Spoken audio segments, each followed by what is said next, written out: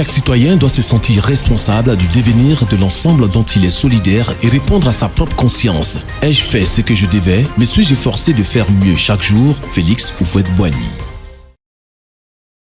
Nous voilà parvenus à la dernière semaine du mois d'août et en ce dernier jeudi de ce mois, comme annoncé à la fin de l'émission la semaine dernière, nous parlerons des remèdes susceptibles d'être apportés aux rumeurs, ce fléau social qui détruit les personnes et détruit la vie en communauté. Évidemment, nous n'allons pas pouvoir les livrer dans leur exhaustivité. Nous allons livrer ce que nous avons retenu comme remèdes essentiels. Nous verrons d'abord les remèdes aux rumeurs au niveau individuel, puis les remèdes aux rumeurs au plan social. Commençons par les remèdes aux rumeurs au plan individuel.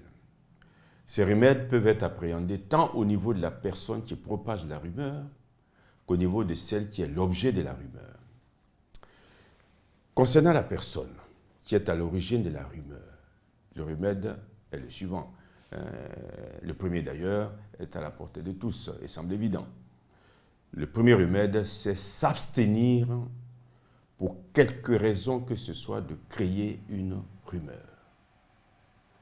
Deuxième remède concernant cette personne-là, il faut éviter de propager les rumeurs. Il faut éviter de colporter les rumeurs si l'on n'en est pas l'auteur sans avoir au préalable vérifié les faits. Il faut vérifier les faits avant de propager les rumeurs, avant de propager les nouvelles. Enfin, cette personne doit avoir un intérêt particulier à la sauvegarde de la réputation d'autrui et couper court aux rumeurs qui lui parviennent. Cela est très, très, très important. Chacun de nous doit faire cet effort. Donc, nous récapitulons. Ne pas créer des rumeurs. Ne pas colporter ou propager des rumeurs sans avoir vérifié les faits. Si les faits sont vérifiés, il ne s'agit plus d'une rumeur, il s'agit d'une nouvelle vraie. Mais il faut vérifier. Si on n'a pas vérifié, il faut éviter de raconter cela et de propager cela. Et puis, il faut soigner la réputation des autres et ne pas prêter une oreille complaisante aux on-dit qui nous parviennent. Concernant la personne qui est l'objet de la rumeur, il lui est recommandé ce qui suit. Garder le silence face aux ragots futiles et éviter ainsi de leur donner de l'importance et de les amplifier. Deuxième remède, traiter la rumeur avec humour. C'est là l'avantage d'en montrer l'absurdité et montrer aussi le détachement de cette personne par rapport à cette rumeur. Troisième remède, discuter calmement et à deux avec l'auteur de la rumeur s'il est identifié afin de clarifier la situation et poser les limites. Et quatrième remède, rétablir la vérité des faits sans céder aux émotions, surtout si la rumeur s'aggrave. Voyons à présent les remèdes aux rumeurs au plan social. Il est proposé des actions dans deux directions essentielles. C'est la communication et la transparence d'une part, l'écoute et la proximité d'autre part. Concernant la communication et la transparence, il s'agit de dire la vérité avec des faits précis. Il s'agit de parler vite pour éviter que la peur s'installe et peut-être plus important, de donner les informations officielles. Si on ne donne pas les informations officielles, et comme on l'a déjà dit la semaine dernière, eh bien, la population, les citoyens vont crier même cette information et les rumeurs vont circuler. Il faut donner les informations officielles. Deuxième remède, concernant l'écoute et la proximité. Il s'agit de créer des espaces de parole libres, de répondre aux questions sans cacher les problèmes. En ce qui concerne les managers, il s'agit pour eux d'être proches de leurs collaborateurs et attentifs à ce qui circule au sein de l'organisation pour pouvoir réagir promptement. Et si nécessaire, apporter rapidement le démenti avec des faits et des pièces probantes. Et s'assurer que les informations données ont été bien comprises, car nous le savons tous, une information mal comprise alimentera les rumeurs parce qu'elle sera mal retransmise.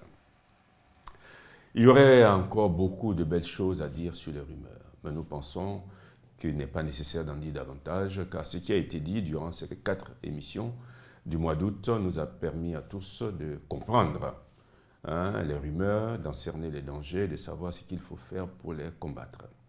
Pour finir l'émission de ce jour et pour clore la série d'émissions consacrées à la rumeur, nous vous invitons à relire avec nous cette belle fable de La Fontaine intitulée « Les femmes et le secret ». Et nous lisons avec vous. « Rien ne pèse tant qu'un secret. Le porter loin est difficile aux dames. Et je sais même sur ce fait bon nombre d'hommes qui sont femmes. Pour éprouver la sienne, un mari s'écria. La nuit étant près d'elle, « Ô Dieu, qu'est-ce que cela? Je n'en puis plus, on me déchire. On m'appellerait poule, enfin n'en parlez pas. » La femme neuve sur ce cas, ainsi que sur maintes autres affaires, crut la chose et promit ses grands dieux de se taire. Mais ce serment s'évanouit avec les ombres de la nuit. L'épouse indiscrète et peu fine sort du lit quand le jour fut à peine levé et de courir chez sa voisine. « Ma commère, dit-elle, un cas est arrivé. N'en dites rien surtout, car vous me feriez battre. Mon mari vient de pondre un œuf gros comme 4. Au nom de Dieu, gardez-vous bien d'aller publier ce mystère. » « Vous moquez-vous » dit l'autre. « Ah, vous ne savez guère quel je suis. Allez, ne craignez rien. » Elle va la répandre en plus de 10 endroits. Au lieu d'un œuf, elle en dit 3. Ce n'est pas encore tout, car une autre commère en dit 4 et raconte à l'oreille le fait, précaution peu nécessaire, car ce n'était plus un secret. Comme le nombre 2, grâce à la renommée de bouche en bouche, allait croissant, avant la fin de la journée, il se montait à plus d'100. Même si la fable indexe la femme, en réalité, cette fable, d'ailleurs il y a une phrase qui le dit, montre comment un secret ne pèse rien et combien il est difficile pour les hommes comme pour les femmes de le retenir. Alors, nous nous invitons tous à bannir les rumeurs de nos préférences.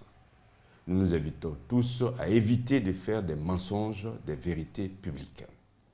Souvenons-vous de ces 2 beaux proverbes africains. Le premier, la langue qui fourche fait plus de mal que le pied qui trébuche, pour souligner qu'une rumeur blesse plus qu'un mal physique. Le deuxième proverbe, la parole est comme l'œuf, si elle tombe, elle se casse, pour souligner qu'une fois la rumeur lancée et répandue, il est impossible, hélas, de réparer le mal qu'elle fait et le tort qu'elle cause.